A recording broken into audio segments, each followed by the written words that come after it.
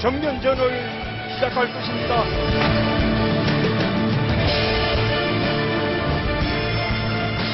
이에 대해서는 그 과를 비판하는 그런 국민들이 많습니다.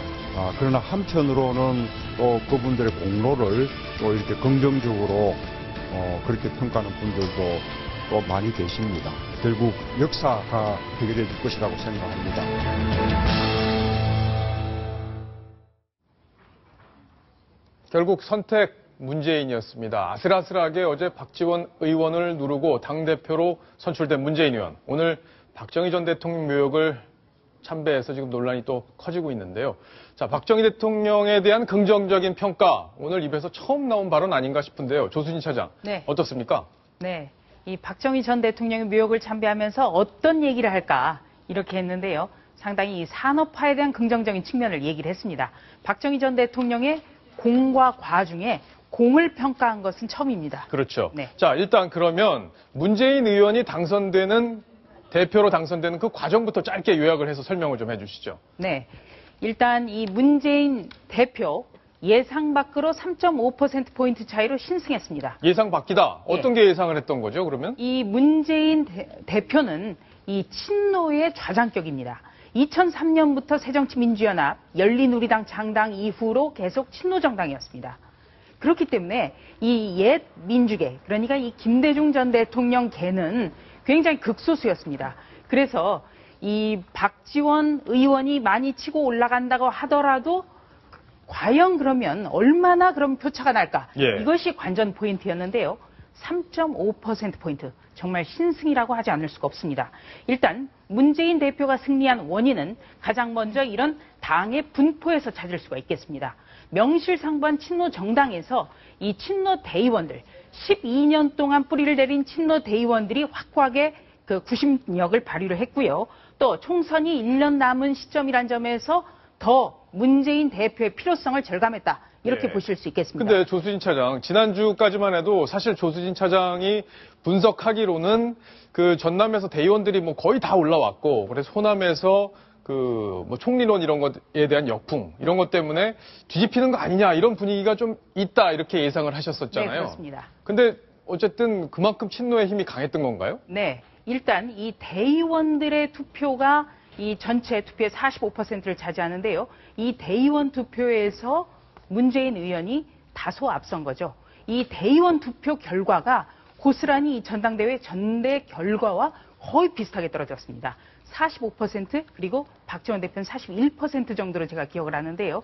이 대의원 한 표는 이 당원의 한 20배 정도 위력을 갖고 있기 때문에 이 대의원 표가 아무래도 이 친노를 기반으로 하는 정당에서 위력을 떨쳤고요. 두 번째, 이 승부의 관건, 이 90% 이상이 이 룰입니다. 그런데 전대 엿새 앞두고 나서 이렇게 문재인 대표가 룰 변경을 강행했던 것, 바로 여기에 있었습니다. 바로 이 룰 논란이 문 대표에게 굉장히 유리하게 지금 작용을 했죠. 그리고 이 국민적 지지도와 인지도에서 굉장히 유리한 문재인 대표가 여론조사 득표율에서 압도적으로 이겼습니다. 그러니까 유효 투표수가 그만큼 더 큰 위력을 발휘하면서 이 높게 반영되는 효과가 반영이 됐고요. 자, 그러면 뭐 유효 투표에서 어쨌든 많이 유리하게 돼서 결과적으로는 문재인 의원이 대표가 되는데 큰 기여가 됐다, 이렇게 볼 수 있는데, 자, 박성훈 논설위원. 네. 지난주에 제가 여쭤봤을 때 문재인 의원이 그래도 신승할 거다, 네. 이렇게 예측을 했었는데 뭐 예측이 정확히 맞았습니다. 그러면 어떻게 문재인의 야당 앞으로 어떻게 갈지 그 부분 짧게 예측을 한번 해주시죠.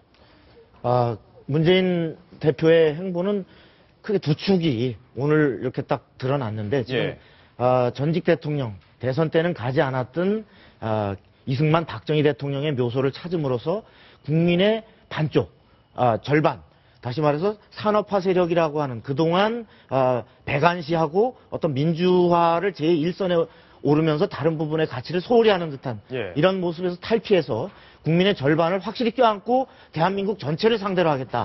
국민 전체를 상대로 하겠다는 하나의 축을 보여줬고, 또 하나는 그러면서도 바로 어제 얘기했던 박근혜 정부가 서민 경제를 제대로 살리지 못하고 또 민주주의를 희생시키는 이런 상황이 계속된다면 전면전을 불사하겠다라고 하는 것은 바로 그 정치적인 의미에서의 전통적인 그 투쟁성을 여전히 가지면서 견제하는 그런 야당으로 가겠다라는 두 개를 동시에 두 개의 축을 가지고 가겠다는 방향을 보여준 것 같습니다. 자, 그럼 그동안 지적을 받아왔던 국민 통합을 위해서 대표로서 야당 대표로서 노력을 하는 동시에 정부의 견제 역할, 야당의 본연의 역할 거기에도 충실하겠다. 아마 이런 지적이 아니었나 싶은데 그렇습니다. 조수진 차장, 오늘 두 양당의 대표가 오늘 오전에 만나는 장면이 연출이 됐었는데 분위기가 좀 화기애애하던데 어땠습니까? 네, 겉모습으로는 굉장히 화기애애했습니다. 예. 두 사람이 이 동년배입니다. 한 분은 김무성 대표는 51년생이고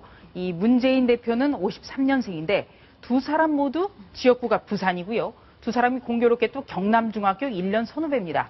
김무성 대표가 1년 선배입니다.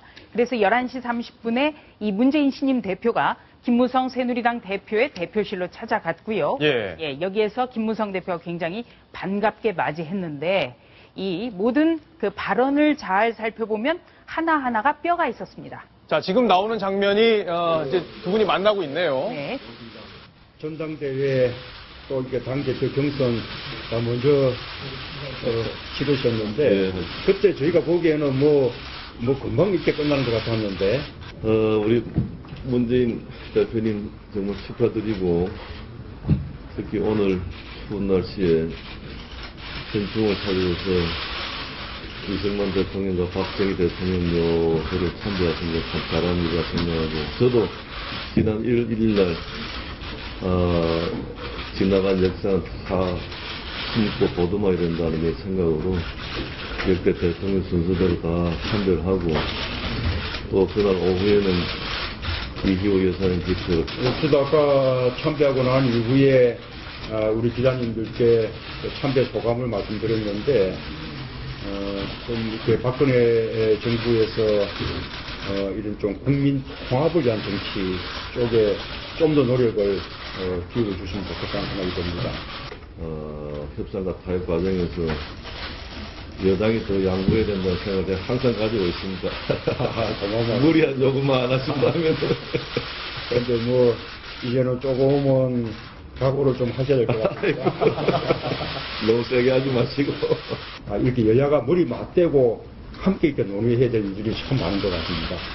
우리 김무성 대표님 아주 큰 정치 기대하겠습니다. 자, 두 분 부산 사나이들의 만남을 저희가 한번 봤는데 조수진 차장, 네. 앞으로 여야 관계는 어떻게 될 걸로 보세요? 일단 여야 관계에서는 문재인 대표가 확실하게 각을 세우겠죠. 왜냐면요.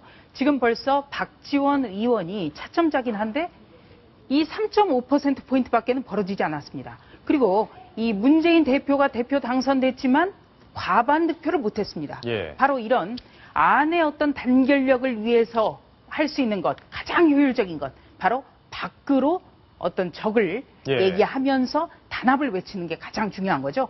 그렇기 때문에 어제 그 수락연설에서도 박근혜 정부와의 전면전을 선포한다 이렇게 얘기도 했고 또 오늘 같은 경우에는 박근혜 정부의 폭주에 제동을 걸겠다 이렇게까지 얘기를 했습니다. 폭주에. 그리고 또 조금 뒤에 이제 자세하게 짚어보겠습니다만 이완구 총리 후보자의 인사청문회가 내일부터 있습니다.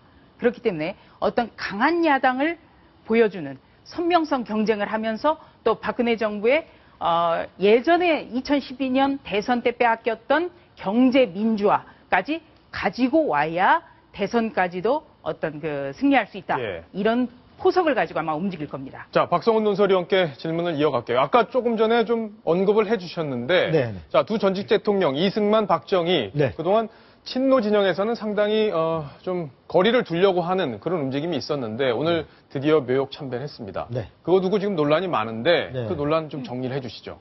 네, 이 부분은 이제 과거에 이 당내의 정체성 논란과 아주 직결되어 있는 논란인데 오늘 이렇게 확장적인 말하자면 첫 발을 내디뎠지만 당내에 정작 강성파 의원인 이번에 2위로 최고위원회 당선된 정청래 의원 같은 경우는 이것은 가해자들이 아직도 용서를 구하지 않고 사과를 제대로 하고 있지 않은 상태에서 이러한 참배는 부적절하다. 나는 못 가겠다. 예. 라고 해서 다른 선출직 최고위원들도 입장이 그렇게 통일되지 않은 상태에서 나만 가기도 뭐하고 하니까 전부 안 가버렸어요. 그래서 당연직 최고위원인 우윤근 원내대표만 말하자면 대동하고 저렇게 문재인 대표가 오늘 참배를 하게 됐는데 이 당 밖의 범야권에서는 조금 더 왼쪽에 있다라고 볼 수 있는 예. 그 국민 모임 지금 창당의 과정에 있는 정동영 전 상임 정동영 전 상임 고문이 이 새정치연합을 탈당해서 지금 합류했죠. 저 당에서는 아예 성명서를 뭐라고 냈냐면 저기 나오는데 제가 볼게요. 역사의 모독이다. 네. 자, 빈약한 역사가 민주주의 철학 부족, 네. 뭐 포퓰리즘 전형, 네.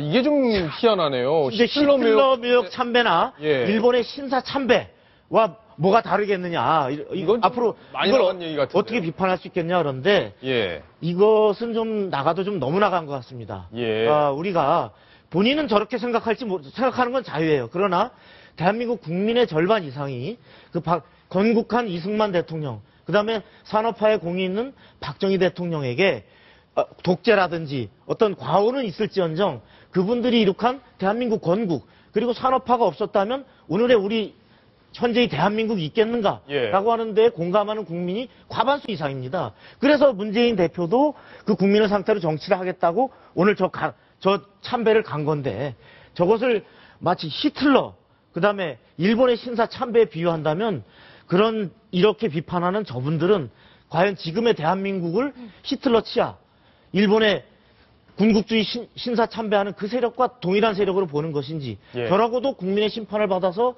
다음 정치를 하겠다고 하는 것인지가 심각히 알 수 없는 그런 논평인 것 같습니다. 자, 조수인 차장도 정리를 좀 해주시죠. 네. 지금 우리 정치가 가장 주안점을 둬야 될 것은 바로 국민 통합입니다. 지금 뭐 지역으로 계층으로 지금 여러 군데 나눠져 있는데요. 이 국민 통합을 위해서 문재인 대표 정말 현명한 대장정을 시작을 했습니다. 이 부분에 대해서는 대단히 높이 평가하는데요. 이 새정치민주연합의 주류가 워낙 강경파이다 보니까 국민 통합으로는 가는데 지금 이 강경파 지도부 내에서도 좀 삐걱거린 측면이 있습니다. 문재인 대표가 이번 전당대회 내내 외쳤던 것 바로 중도 개혁입니다. 이 중도 개혁의 어원을 잠깐 설명을 드리면요. 바로 그 김대중 전 대통령이 1995년에 새정치국민회의를 창당할 때 중도 개혁이란 단어를 처음 썼습니다. 중도 개혁을 왜 썼냐? 바로 보수층까지 끌어들이기 위한 어떤 전략적인 판단에서 중도에 개혁이란 단어를 붙인 겁니다. 그렇다면 이 중도 개혁이라는 어떤 행보를 계속해 나가려면 문재인 대표가 일부 강경파에 휘둘리지 말고 정말 어떤 큰 국민 통합이라든지 어떤 국민을 보고 큰 방향을 제시를 해야 되겠습니다. 그리고 야당의 지지층이 과연 이승만 박정희 전 대통령의 공과가를 평가를 했다고 해서 이것을 문제 삼을까요? 이 부분에 대해서도 다시 한번 생각해 봐야겠습니다. 예. 자, 조수인 차장이 논란을 정리를 잘 했습니다. 자, 시청자 질문이 하나 들어왔습니다. 보고 넘어가겠습니다. 문재인 대표와 박지원 의원의 공생이 가능할까요? 아니면 새정치의 분당과 박지원 의원의 탈당 가능성은요? 이거 조수인 차장께서 정리를 해주셔야 될 텐데 박지원 의원하고 두 분이 굉장히 지금 다투다가 탈당 얘기도 나오긴 했었어요, 사실. 자, 그 가능성 앞으로 어떻게 갈지 좀 짚어주시죠. 네, 이 박지원 의원 어제 그 마지막 합동연설에서 이렇게 얘기를 했죠. 전당대회가 아니라 분당대회 같다. 이렇게까지도 얘기를 했는데요. 실제로 이 문재인 대표 측에서 이 전대 엿새를 남겨놓고 룰을 갑작스럽게 변경하면서 옛 민주계를 중심으로 이 사람들과 갈라설 수 있는 어떤 명분이 마련됐다. 이런 평가까지도 나왔습니다. 오늘 박지원 의원 국립현충원 같이 참배 안 했습니다. 당분간 쉬고 싶다. 이렇게 문재인 대표와 선을 그었습니다. 이 4월 재보궐선거가 1차 관문이 될 것이라고 보입니다. 이 4월 보궐선거가 열리는 3곳 모두 야당의 전통적인 강세 지역이었습니다. 이곳에서 반드시 이겨야만 문재인 대표가 그 제대로 된 리더십을 평가받을 수 있고요. 또 한 가지, 지금 통합진보당의 옛 의원들이 벌써부터 문재인 대표를 향해서 야권연대 하자고 지금 조르고 있습니다. 이 부분에 대해서 문재인 대표가 확고부동한 어떤 입장을 내놔야겠습니다. 이 4월 재보궐선거 때 어떤 공천을 하는지, 또 야권연대를 어떻게 하는지, 또 그 결과가 어떻게 끝나는지 여기에 따라서 분당 가능성은 열려 있을 수도 있고 더 아니면 닫혀 있을 수도 있다. 이렇게 말씀드리고 싶습니다. 그러니까 통진당 세력하고 연대를 한다든지 또 선거에서 패배한다든지 그래서 명분이 더 주어지면은 비노계에서 어떤 명분을 쥐고 탈당 움직임을 가시화할 수도 있다. 뭐 이런 정도의 분석으로 한번 해석을 해보겠습니다. 자, 야당 소식, 새 지도부 소식 여기까지 정리를 하겠습니다.